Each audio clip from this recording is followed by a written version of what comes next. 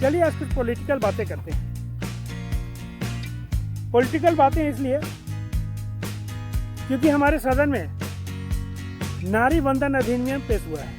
ये अधिनियम जब पास हो जाएगा तो फिर महिलाओं की शक्ति 33% आरक्षण उनको संसद में मिल जाएगा, यानी कि इसके बाद फिर जो महिलाएं संसद में बैठ करके कानून बनाएंगी। ये सुनने में तो बहुत अच्छा लगता है, लेकिन हकीकत इसका क्या?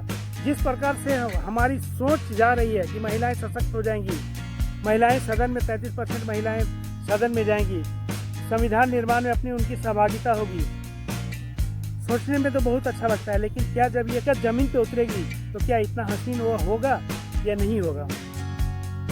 नमस्कार दोस्तों, स्वागत है आप सबों का प्रभु कुमार 2.0 फिनिक्स में। और जैसा कि आप जानते हैं कि मैं अपनी ज़िंदगी को फिर से दोबारा शुरू कर रहा हूँ। मैं अक्सर कहता हूँ मैं राग से उठ रहा हूँ। राग से क्यों उठ रहा हूँ? मैं एक पारिवारिक आदमी हूँ नहीं था। क्यों? मेरा पूरा जीवन अपने परिवार के प्रति समर्पित था, अपने बच्चों के प्रति समर्पित था। और मैं चाहता था कि हमारी पत्नी सशक्त पत्नी बने, एक सशक्त महिला बने, समाज में उसका स्थान हो, हर संभव हर जगह उसके साथ में खड़ा रहा, किसी भी परिस्थिति में उसके साथ खड़ा रहा, उसे एक सशक्त महिला बनाने के लिए उसका हर संभव प्रयास किया। लेकिन उसका तो नतीजा क्या हुआ? जब वो सशक्त हुई, मैं आसक्त हो गया, क्योंकि वो इतना सशक्त हो गई कि फिर मेरी स्थिति गड़बड़ होती चली गई। मैं उस अपनी सारी शक्ति उसके पीछे लगाता रहा और अपने आप को कभी फोकस ही नहीं किया। और भारत में सिर्फ मैं ही इसका उदाहरण नहीं हूँ। भारत एक ऐसा देश है जिसका आधार परिवार है।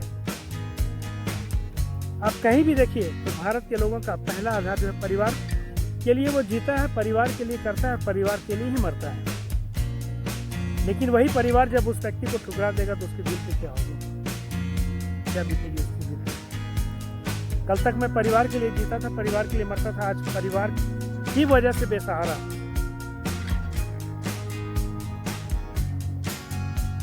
और सरकार जब नारी वंदन अधिनियम सदन में ला रही है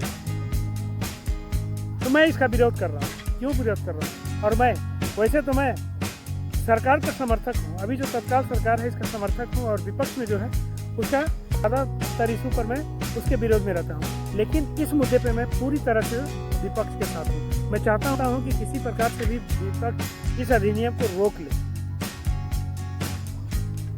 क्योंकि अगर ये अधिनियम पारित हो गया, 33% महिलाएं सदन में आ गई, तो आज मैं बेसहारा बन के फिर रहा हूँ। आने वाले दिनों में पता नहीं कितने मेरे जैसे पति होंगे जो बेसहारा घूमते रहेंगे। कहने को तो मेरे दिल में बहुत कुछ है, लेकिन बहुत कुछ चाह करके भी नहीं बोल पाता हूँ। और मेरे पास मन में एक और सवाल आता है। अगर हम पुराना अपना इतिहास देखते हैं, प्राचीन इतिहास में महिलाएं को बहुत ही ज़्यादा स्वतंत्रता थी। तो कई विदुषियों का जिक्र भी आता है हमारे इतिहास में। लेकिन फिर ऐसा क्या हुआ कि बाद में महिलाओं को चार दीवारी के अंदर पैक कर दिया गया? क्या वजह था? क्यों उन्हें आखिर पैक किया गया? कुछ तो वजह रही होगी। अगर महिलाएं सदन में पहुंची और वो अपने स्तर से फिर कानून बनाने लगी तो आने वाले दिनों में